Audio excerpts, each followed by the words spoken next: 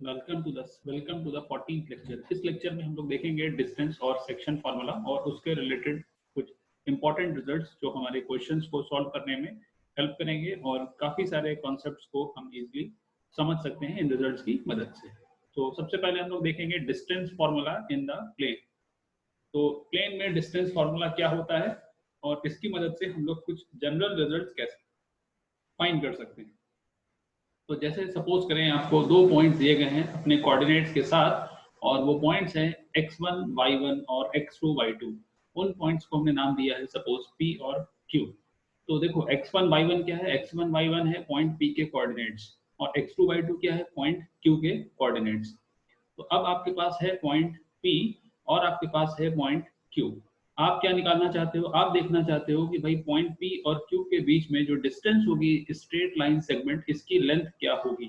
इसी लेंथ को हम बोलेंगे distance of the line segment joining the point P and Q। तो सिंपल सा फॉर्मूला आपके सामने ट्राइंगल बना हुआ है और आप जानते हो कि ये लेंथ क्या होगी। आपको निकालना होगा सिंपली हॉरिजॉन्टल लेंथ और आपको निकालना होगा वर्टिकल लेंथ। पाइथागोरस थ्योरम का यूज करके आप निकालोगे तो आपको मिलेगा पी क्यू की वैल्यू होती है simply x2 minus x1 whole square plus y2 minus y1 whole square. यानी कि आपको x का डिफरेंस x से निकालना है, y का डिफरेंस y से निकालना है और डिफरेंस निकालने के बाद कर देना है स्क्वायर। दोनों को ऐड कर दीजिए और स्क्वायर रूट ले लीजिए। ये आपका आ गया डिस्टेंस फॉर्मूला। ठीक है, अब हम लोग आते हैं डिस्टेंस फॉर्मूला में। एक स्पेशल केस होता है कि किसी भी पॉइंट की अगर हम बात करें तो उसकी ओरिजिन से डिस्टेंस क्या होगी, यानी कि 0 0 से डिस्टेंस क्या होगी। तो सपोज करो हमारे पास एक पॉइंट है पी एक्स वाई। ठीक है, पी एक्स वाई एक पॉइंट है और हम ये देखना चाहते हैं कि इस पॉइंट की डिस्टेंस ओरिजिन यानी 0 0 से क्या होगी। तो हम दोबारा से यही फॉर्मूला यूज करेंगे और इसमें आप क्या कर सकते हो, आप x1 y1 की जगह पर xy रख दो और x2 y2 की जगह पर 0 0 रख दो। तो आपको दिखा के डायरेक्टली ये रिजल्ट हमारे पास क्या है, ये रिजल्ट है square root of X square plus Y square. यानी कि देखो क्या चीज इंपॉर्टेंट हमने नोट किया कि अगर आपको किसी पॉइंट का ओरिजिन से डिस्टेंस निकालना है तो सिंपली उस पॉइंट के कोऑर्डिनेट्स का स्क्वायर करके ऐड कर दो और रूट ले लो, आपको डिस्टेंस मिल जाएगी। Okay, now next. अब अगर हम बात करें इसी रिजल्ट को एक और डायरेक्शन में लेके जाएं, सपोज करो हम ये देखना चाहते हैं कि किसी पॉइंट पी एक्स वाई की एक्स एक्सिस से डिस्टेंस क्या है। तो एक्स एक्सिस से अगर आपको डिस्टेंस निकालनी है तो आप इस पॉइंट का वाई कोऑर्डिनेट देखो, वाई कोऑर्डिनेट है स्मॉल वाई, तो आप क्या करोगे, मॉड वाई ले लो, यानी कि absolute value of the ordinate. इसी तरीके से अगर आपको वाई एक्सिस से डिस्टेंस निकालनी है तो आप एक्स कोऑर्डिनेट उठाओ और उसका मॉड ले लोगे। तो इसका मतलब क्या हो गया, सिंपली अगर हम बात करें यहाँ पर हमारे पॉइंट पी की, तो पॉइंट पी की जो डिस्टेंस होगी वाई एक्सिस से, उसकी लेंथ, उसकी वैल्यू क्या हो जाएगी, उसकी वैल्यू हो जाएगी मॉड y1। और अगर इसी तरीके से बात करें हम लोग पॉइंट पी की डिस्टेंस एक्स एक्सिस से क्या होगी, तो पॉइंट पी की जो डिस्टेंस होगी, sorry, this is mod x1 and the distance of point P from the x-axis is mod y1। ठीक है, तो इसी तरीके से किसी भी पॉइंट का अगर आप डिस्टेंस निकालना चाहोगे एक्स एक्सिस से, वाई एक्सिस से या ओरिजिन से, तो आप डायरेक्टली जनरल तौर पे यूज कर सकते हो डिस्टेंस फॉर्मूला। ठीक है, तो डिस्टेंस फॉर्मूला हमारे एक हो गया दो पॉइंट्स के बीच में, उसके बाद हमने उसको देखा ओरिजिन के बीच में और फिर देखा कोऑर्डिनेट एक्सिस के लेंथ, कोऑर्डिनेट एक्सिस से किसी दो पॉइंट का डिस्टेंस कैसे निकाला जा सकता है। अब सपोज करो कि हम ये देखना चाहते हैं इक्वी डिस्टेंट पॉइंट क्या होते हैं। पहले हम ये समझ लेते हैं, इक्वी डिस्टेंट पॉइंट वो होते हैं जो किसी भी गिवन पॉइंट से बराबर की दूरी पर हो, यानी points which are at equal distance from a given point are called equidistant points. तो सपोज करो कि आपको पॉइंट दिए गए हैं दो और आपसे पूछा गया है you are given two points A and B, ठीक है, विच आर इक्वी डिस्टेंट। तो आपको क्या निकालना है, आपको निकालना है कि भाई एक ऐसा पॉइंट सी निकालो जो दोनों से बराबर की दूरी रखता हो। यानी सी जो पॉइंट है वो क्या हो जाएगा, वो बी से भी बराबर की दूरी रखेगा, कितनी, जितनी ए से उसकी दूरी होगी। तो अब सवाल है कि क्या ऐसा एक पॉइंट होगा, इसका आंसर है नहीं, ऐसा एक पॉइंट नहीं होगा, ऐसे बहुत सारे पॉइंट होंगे और ये एक्चुअल में इनफाइनाइट पॉइंट्स हो जाएंगे। अगर आपको ये समझना है कि भाई ये पॉइंट इनफाइनाइट होंगे, कैसे पता चलेगा और कहाँ पर होंगे, तो उसके लिए आप क्या करना है, आपने सिंपली कॉन्सेप्ट पढ़ा हुआ है कि भाई हम दोनों लाइन को कर देंगे ज्वाइन। तो आपने ए और बी जो आपको दो पॉइंट दिए गए थे उसको ज्वाइन कर दिया और फिर आपने ड्रॉ कर दिया इसी का परपेंडिकुलर बाइसेक्टर। आपने ड्रॉ कर दिया ए बी का परपेंडिकुलर बाइसेक्टर। तो सपोज करो AB का परपेंडिकुलर बाइसेक्टर कुछ इस तरह का दिखेगा, तो इस पर लाई करने वाले सारे के सारे पॉइंट्स जो परपेंडिकुलर बाइसेक्टर पे आते हैं, ये सब के सब क्या हो जाएंगे, these are all equidistant from A and B, इनकी ए और बी से दूरी बराबर होगी। ठीक है, तो परपेंडिकुलर बाइसेक्टर बेसिकली क्या कहलाता है, लोकस कहलाता है, locus of the points which are equidistant from two given points. ठीक है, अब हम लोग आते हैं नेक्स्ट पॉइंट पे। नेक्स्ट पॉइंट हमारा क्या है कि अगर सपोज करो आपको एक पॉइंट दिया गया है और आपसे पूछा जाए कि बताओ कितने पॉइंट्स ऐसे होंगे जो इससे सेम डिस्टेंस रखते हो। तो आपको पता है कि ये हमारा फिक्स पॉइंट था, सपोज कर लो कि हमने इसको बोल दिया P, और आपसे पूछा गया कि कितने पॉइंट्स होंगे जो इससे 1 यूनिट की डिस्टेंस रखते होंगे। तो आप जानते हो कि अगर ऐसे सारे पॉइंट्स को हम लोग जमा कर लें तो वो क्या बना देगा, वो बना देगा सर्किल। और सर्किल पर कितने पॉइंट्स होते हैं, सर्किल पर इनफाइनाइट पॉइंट्स होते हैं, इसीलिए ऐसा पॉइंट भी एक नहीं होगा बल्कि इनफाइनाइट पॉइंट होंगे, और ये सब के सब कहाँ लाई करेंगे, सर्किल पर लाई करेंगे, और उस सर्किल का सेंटर होगा फिक्स्ड पॉइंट और उसका रेडियस होगा फिक्स्ड लेंथ। तो ये हमारा दूसरा कॉन्सेप्ट था जो हमने फिर से डिस्टेंस फार्मूला का यूज किया और डिस्टेंस फार्मूला के कॉन्सेप्ट्स का यूज किया है यहाँ पर हमने। तीसरा और सबसे इंपॉर्टेंट पॉइंट जो होगा हमारा वो ये है कि अगर हमारे पास 3 पॉइंट्स दिए गए हैं और 3 पॉइंट एक लाइन में लाई कर रहे हैं या नहीं कर रहे हैं, जैसे कि अभी आपने देखा ये हमारे पास 3 पॉइंट्स हैं, जिसमें से पहला है A, दूसरा है B और तीसरा है C। अब आप क्लियरली देख सकते हो कि अगर ये पॉइंट एक ही लाइन में लाई करेंगे तो ये हो गई एक सीधी लाइन सेगमेंट। पहली का लेंथ है AB और दूसरे पार्ट का लेंथ है BC, और अगर आप देखोगे दोनों को ऐड करें तो हमें मिलना चाहिए लेंथ AC। अगर ऐसा हो जाएगा यानी आपने AB और BC को ऐड करके AC के इक्वल निकाल दिया तो इसका मतलब ये हो जाएंगे कोलिनियर पॉइंट्स, और अगर इक्वल नहीं आ रहा है आपका AB प्लस BC AC से बड़ा आ रहा है तो इसका मतलब ये हो जाएगा ट्राइएंगल। ठीक है, तो ये कोलिनियरिटी को चेक करने का तरीका है, आपको दो पॉइंट्स के बीच में डिस्टेंस निकाल के सम करना है और उसको बचे हुए 2 पॉइंट्स के बीच की डिस्टेंस से इक्वेट कराना है। अगर sum of the distance between 2 points, sum of the distance of 2 line segments is greater than the length of the line segment of the third combination, then this is these points are non collinear, और अगर ये equal हो जाएगा तो ये क्या हो जाएंगे, ये हो जाएंगे कोलिनियर पॉइंट्स। अब हमारे पास जैसे कि एक प्रॉब्लम दिया हुआ है, प्रॉब्लम आप देख सकते हैं, the coordinates of the centroid of a triangle. ठीक है, किसी भी ट्रायंगल के सेंट्रॉइड के कोऑर्डिनेट्स दिए गए।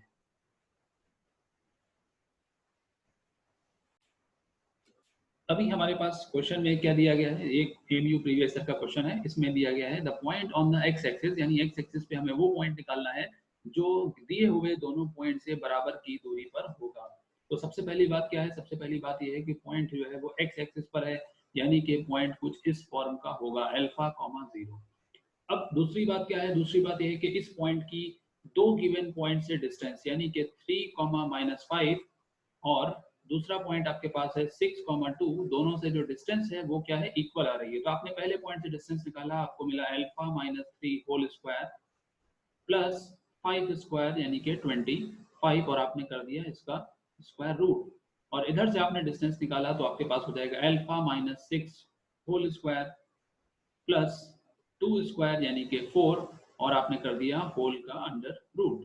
अब आप क्योंकि दोनों तरफ कंपेयर कर रहे हैं, स्क्वायरिंग करेंगे तो आपको मिलेगा alpha square plus 9 minus 6 alpha plus 25। अब अगर आप राइट साइड को देखेंगे तो आपको क्या मिलेगा, आपको मिलेगा alpha square minus 12 alpha, then you have plus 36 and plus 4। आप देखोगे कुछ टर्म्स तो डायरेक्टली कैंसिल हो गए आपके, और alpha square is cancelled with alpha square, minus 6 alpha and minus 12 alpha में से कैंसिल होकर के बचेगा आपके पास माइनस 6 अल्फा। 36 प्लस 4 40 हो जाएगा, और यहाँ पर हो जाएगा 25 प्लस 9 यानी कि 34। तो इधर आपके पास आ जाएगा माइनस 40 एंड प्लस 34। तो इधर से सॉल्व करने के बाद हमें मिल जाएगा alpha equals to 1। Alpha equals to 1 यानी कि पॉइंट आपका हो जाएगा 1,0। तो इस तरीके से देखो हमने डिस्टेंस फार्मूला का यूज करके फाइंड कर लिया इक्वी डिस्टेंट पॉइंट। अब हमारा जो नेक्स्ट टॉपिक है इसी लेक्चर का वो है section formula for internal division. Internal division क्या होता है? सबसे पहले हमें ये समझना होगा इंटरनल डिवीजन क्या होता है। आपके सामने डायग्राम बना हुआ है, इसमें आप देख रहे हो कि आपको दो पॉइंट्स दिए गए थे। पहला पॉइंट है आपका ए और दूसरा पॉइंट है आपका बी। ये दोनों पॉइंट्स के आपको कोऑर्डिनेट दिए गए हैं। अब सपोज करो आपसे पूछा गया कि एक ऐसा पॉइंट बताओ P जो इस लाइन सेगमेंट को यानी कि ए बी को m1 रेशियो m2 में डिवाइड कर दे। तो आपको देखो क्या दिया गया है, आपको दिया गया है दो पॉइंट्स विद कोऑर्डिनेट्स और आपको दिया गया है रेशियो। अब आपसे पूछा गया है P पॉइंट के कोऑर्डिनेट्स क्या होंगे। तो जाहिर सी बात है आप क्या करोगे, जो आपको दिया गया है उसके टर्म्स में आप फाइंड करोगे पॉइंट P के कोऑर्डिनेट्स। तो पॉइंट P के कोऑर्डिनेट्स हम लोग निकालेंगे तो हमें क्या मिलेगा, हमें मिलेगा m1x2 plus m2x1 upon m1 plus m2 and the y coordinate of this point P will be m1 by 2 plus m2 by 1 upon m1 plus m2। जो चीज आपको ध्यान में रखनी है वो क्या है, ऑर्डर। ऑर्डर इंपॉर्टेंट है। देखो जब भी आपको दिया जाएगा ना m1 is to m2 तो आपको देखना है कि जो पहले जो पॉइंट लिखा गया उसकी तरफ m1 आएगा और जो बाद में पॉइंट लिखा गया उसकी तरफ m2 आएगा। और जब आपको ये एक्सप्रेशन बनाना है तो आपको हमेशा क्रॉस रखना है, यानी आप m2 को मल्टीप्लाई करोगे x1 से और y1 से। इसी तरीके से जब आप दूसरा पॉइंट निकाल रहे होगे तो आप m1 को मल्टीप्लाई करोगे x2 से और y2 से। एक पॉइंट ये हो गया। दूसरा पॉइंट ये ध्यान रखना है कि x कोऑर्डिनेट सिर्फ और सिर्फ डिपेंड करेगा x coordinate of the two points पे, यानी देख रहे हो आप x कोऑर्डिनेट के फिगर में कहीं पर भी y1 y2 नहीं आया है। इसी तरीके से y कोऑर्डिनेट में कहीं पर भी x1 x2 नहीं आया है, यानी जो पॉइंट P का x कोऑर्डिनेट होगा वो सिर्फ और सिर्फ डिपेंड करेगा पॉइंट A और B के x कोऑर्डिनेट पर, और पॉइंट P का जो y कोऑर्डिनेट होगा वो डिपेंड करेगा पॉइंट A और पॉइंट B के y कोऑर्डिनेट पर डिपेंड करेगा। तो ये दो की पॉइंट्स थे जो हमें ध्यान में रखना है। इसी फॉर्मूले को आप स्पेशल केस में ला सकते हो। सपोज करो आपको पूछा जाए कि मिड पॉइंट क्या होगा, तो आप जानते हो कि मिड पॉइंट का मतलब क्या है, दोनों पार्ट बराबर के बराबर हो, यानी कि 1:1 में डिवाइड हो रहे हो। तो जब आप 1:1 ले लोगे तो आपका m1 भी 1 हो जाएगा और m2 भी 1 हो जाएगा। तो डिनोमिनेटर में आपके पास क्या आ जाएगा, डिनोमिनेटर में आपके पास आ जाएगा 2। और m1 m2 क्योंकि 1 हो गया तो उसको मल्टीप्लाई करने से आपको न्यूमरेटर में मिलेगा x1 प्लस x2 और डिनोमिनेटर में मिलेगा अपॉन 2। इसी तरीके से आपको y कोऑर्डिनेट में मिलेगा y1 प्लस y2 अपॉन 2। तो ये बहुत ही सिंपल फॉर्मूला है, मिड पॉइंट फॉर्मूला, जो सेक्शन फॉर्मूला का स्पेशल केस हो जाता है। अब हम लोग आ जाते हैं try section of A line segment का मतलब क्या होता है। तो ट्राई का मतलब होता है 3 और सेक्शन का मतलब होता है पार्ट्स। तो अगर आपको कोई लाइन दी गई है, सपोज करो आपको एक लाइन सेगमेंट दिया गया है और आपने क्या किया, आपने उस पर निकाल लिए दो अलग से पॉइंट्स। ठीक है, तो ये है हमारा लाइन सेगमेंट ए बी और ए बी पर हमने निकाले दो पॉइंट्स सी और डी। ए बी पर हमने निकाले दो पॉइंट्स सी और डी। किस तरीके से निकाले, इस तरीके से निकाले कि जो सी और डी से बनने वाले अब तीन पार्ट्स हो गए। ये हो गया आपका part 1, this is part 2 and this is part 3। अब अगर ये तीनों पार्ट यानी कि ए सी और दूसरा पार्ट है इसका सी डी और तीसरा पार्ट है इसका बी डी, ये तीनों अगर इक्वल हो जाएंगे तो ये जो पॉइंट्स आपके कहलाएंगे C and D are the points of trisection. तो आपने क्या किया, आपने पूरी लाइन को तीन इक्वल पार्ट्स में डिवाइड कर दिया। ठीक है, तो इसका भी हम लोग कोऑर्डिनेट्स फाइंड कर सकते हैं by using the method of section formula for internal division. अब तीसरी और सबसे लास्ट और इम्पोर्टेंट बात जो इससे रिलेटेड है वो है सेंट्रॉइड के बारे में, जिससे काफी क्वेश्चंस पूछे जाते हैं अलग अलग एग्जाम्स में। अब सेंट्रॉइड की अगर हम बात करें तो सेंट्रॉइड होता क्या है। सेंट्रॉइड बेसिकली क्या होता है, सेंट्रॉइड मीडियंस का पॉइंट ऑफ कंकरेंसी होता है, यानी किसी भी ट्राइंगल में जब तीन मीडियंस होंगे, किसी भी ट्राइंगल के तीन जो मीडियंस होंगे, तो अगर हमारे पास ट्राइंगल है, लेट अस से A B and C are the vertices of the triangle. Suppose करो ये आपको ट्राइंगल मिल गया ए बी और सी। अब क्या करा आपने, मीडियन बना दिया। सपोज करो ये आपका मीडियन हो गया ए डी और दूसरा आपका मीडियन हो गया मान लो कि बी और ई, और अब आपका तीसरा मीडियन जो बन रहा है वो है सी एफ। तो आप देख रहे हो कि ये तीसरा मीडियन किस पॉइंट से पास हो रहा है, उसी को जो हम नाम देते हैं लेट अस से इट एज जी। तो ये देख रहे होगे आप तीन लाइन है और तीनों एक पॉइंट पे मीट कर रही हैं। ठीक है, तो यहाँ पर ये जो जी हो गया, जी इज द सेंट्रॉइड। तो जी क्या हो गया, जी हो गया आपका, इसको हम लोग नाम देते हैं सेंट्रॉइड। ठीक है, अब ये जो सेंट्रॉइड है ये इस लाइन सेगमेंट एडी को, एडी आपका मीडियन है, तो एडी के अगर आप ध्यान से देखो तो एडी के दो पार्ट्स बन रहे हैं। एक पार्ट हो रहा है वर्टेक्स ए से लेकर के जी तक, सेंट्रॉइड तक, और दूसरा पार्ट हो रहा है जी से लेकर के मिड पॉइंट डी तक। तो इसका जो रेशियो होगा ये हो जाएगा 2:1, यानी जो वर्टेक्स वाला पार्ट होता है वो दूसरे वाले पार्ट का डबल होता है। और इसी चीज को आप सारे मीडियन पे लगा सकते हो, यानी कि आप अगर आप देखोगे तो आपको मिलेगा CG और रेशियो निकालोगे आप GF का, तो आपको मिलेगा फिर से 2:1। और इसी तरीके से अगर आप देखोगे BG:GE, तो ये भी आपको मिलेगा 2:1। तो इसका मतलब जो सेंट्रॉइड होता है वो मीडियंस को इंटरनली डिवाइड करता है। किस रेशियो में डिवाइड करता है? वो रेशियो आपका होता है 2:1। 2 आपका वर्टेक्स की तरफ होता है और 1 जो है मिड पॉइंट की तरफ होता है।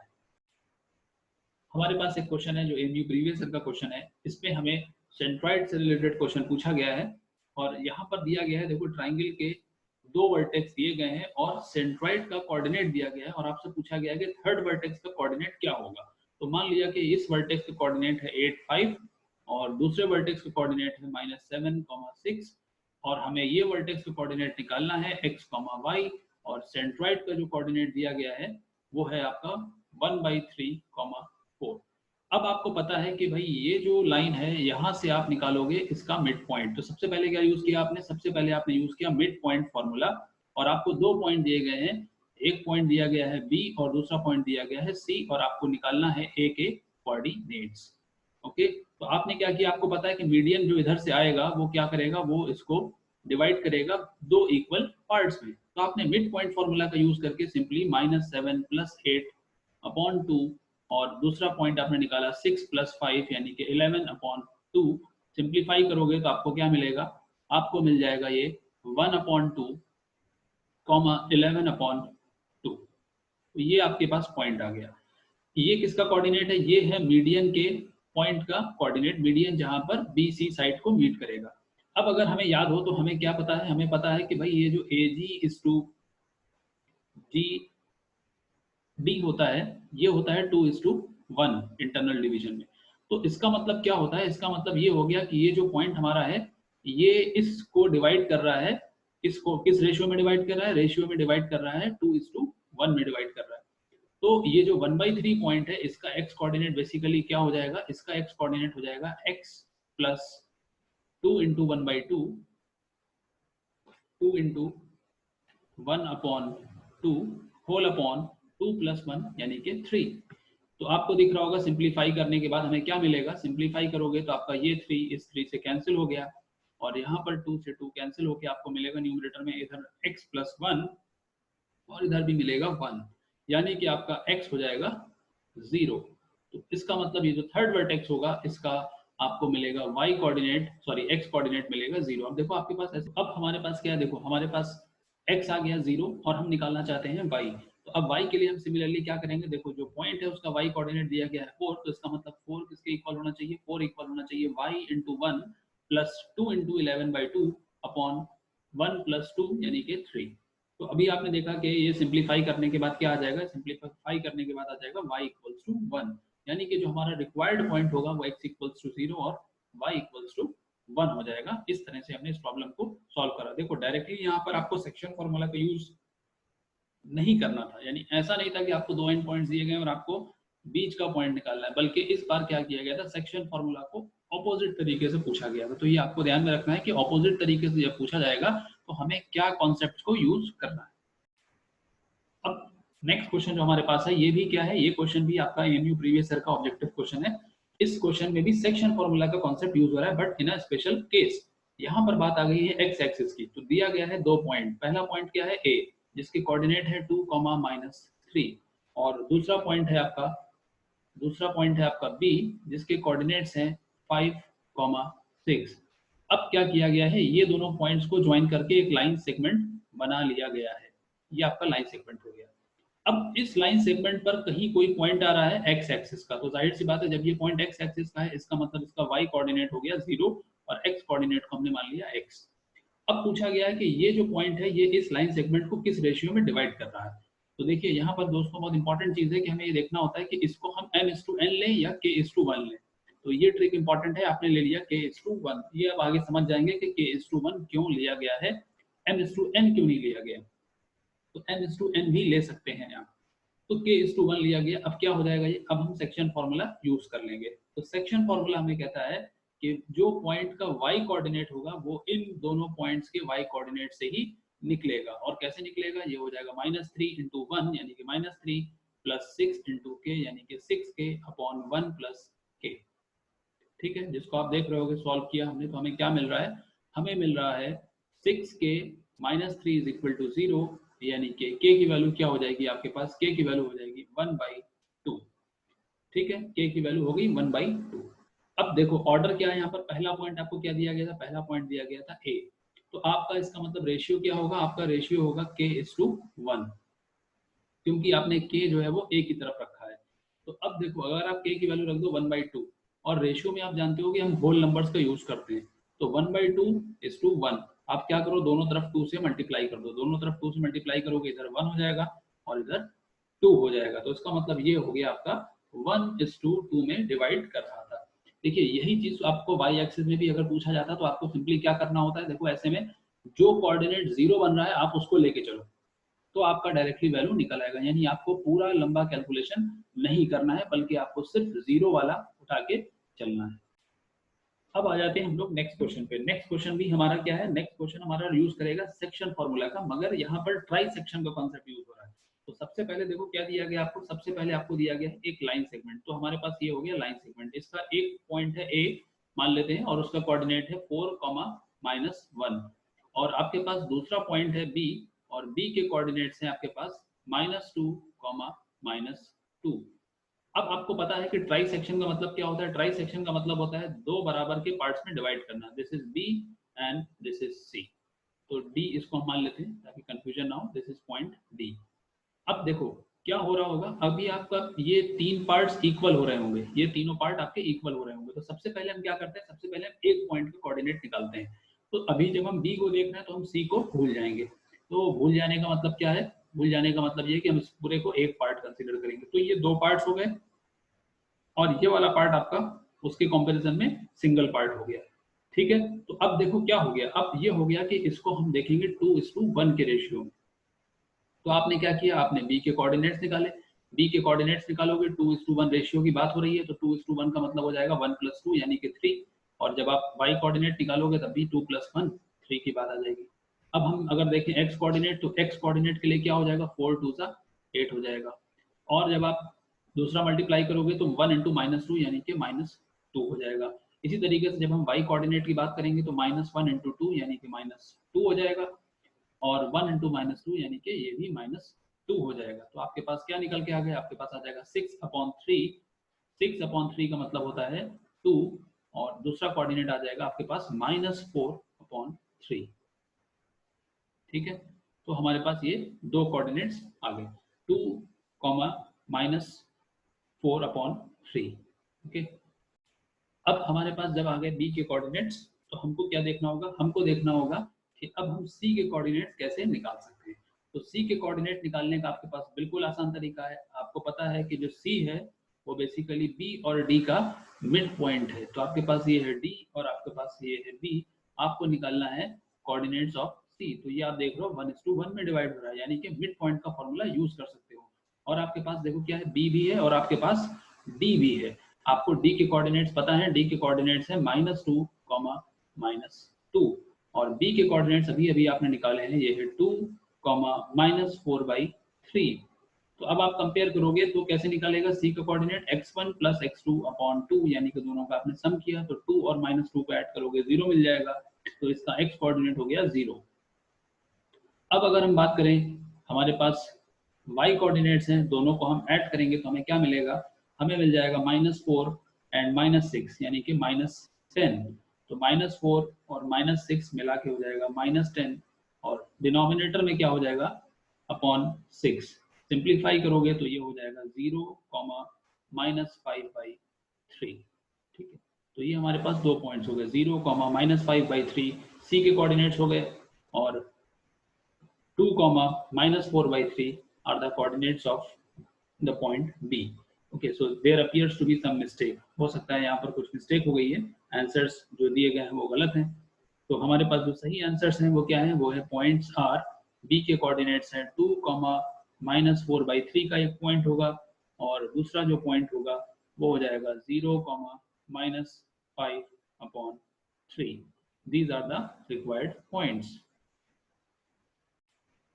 नेक्स्ट क्वेश्चन हमारा जो है उसमें भी बात हो रही है सेंट्रॉइड की, बट डायरेक्टली कहीं भी सेंट्रॉइड का इसमें वर्ड यूज नहीं हुआ है। अब यहाँ पर क्या बात की गई है, यहाँ पर दिया गया है एक ट्राइंगल ABC और उसके 3 वर्टिसेस। वर्टिसेस A के कोऑर्डिनेट, वर्टेक्स A के कोऑर्डिनेट है 4 2, B के कोऑर्डिनेट है 6 5 और C के कोऑर्डिनेट है 1 4। अब इसमें कहा गया है कि A से मीडियन बनाई जाती है वर्टेक्स साइड BC पर, जो मीट करता है उसको D पर। तो G हमारा क्या हो गया, G सपोज करो हमारा हो गया सेंट्रॉइड। अब पूछा गया है कि भाई coordinates of the point D क्या होंगे। तो देखो सिंपल सी चीज है, इतनी बड़ी जो बात कही गई है इसका सिंपल सा सॉल्यूशन क्या है। सिंपल सा सॉल्यूशन ये है कि भाई D जो है वो आपका मिड पॉइंट हो जाएगा BC का। D is the mid point of BC। तो जब ये मिड पॉइंट हो जाएगा तो इसके कोऑर्डिनेट निकालने के लिए हम डायरेक्टली क्या यूज कर लेंगे, डायरेक्टली हम यूज कर लेंगे मिड पॉइंट फार्मूला। तो 6 + 1 7/2 और 5 + 4 9/2। तो ये क्या हो गया, ये हो गया आपका coordinates of the point D। तो 7/2, 9/2। तो ये आपका ऑप्शन सी हो गया। देखिए यहाँ पर आपको सिंपली प्रॉब्लम को सही तरीके से समझना है। अगर आप 10 सेकंड समझने में लगा दोगे सही तरीके से तो आपका प्रॉब्लम का सॉल्यूशन का टाइम काफी ज्यादा रिड्यूस हो जाएगा। नेक्स्ट क्वेश्चन अगेन अब की बार फिर से यूज हो रहा है सेक्शन फॉर्मूला, मगर इसमें साथ ही साथ प्रॉपर्टी यूज हो रही है एक पैरेललोग्राम की। तो पैरेललोग्राम की प्रॉपर्टी क्या होगी, कैसे यूज हो रही है यहाँ पर, इसको हम देखेंगे। इस देखिए प्रॉब्लम में आपको क्या दिया गया है, ABCD। आपको 4 वर्टिसेस दिए गए हैं पैरेललोग्राम के, जिसमें से वर्टेक्स D का जो x कोऑर्डिनेट है वो आपको फाइंड करना है। ठीक है, तो आपको पता है कि भाई पैरेललोग्राम की जो डायगोनल्स होती हैं वो एक दूसरे को बाइसेक्ट कर देती है। यानी यहाँ पर अगर हम देखेंगे तो O जो है वो हमारा मिड पॉइंट हो रहा है। O is the mid point of BD and O is also the mid point of AC। तो आप क्या करोगे, आपको देखो क्या दिया गया, आपको दिया गया है A और आपको दिया गया है दूसरा C। तो आप AC का मिड पॉइंट है O, तो इसकी मदद से आप फाइंड करोगे मिड पॉइंट ऑफ AC। तो मिड पॉइंट ऑफ AC आपका क्या हो जाएगा, mid point of AC basically क्या हो रहा है, O हो रहा है।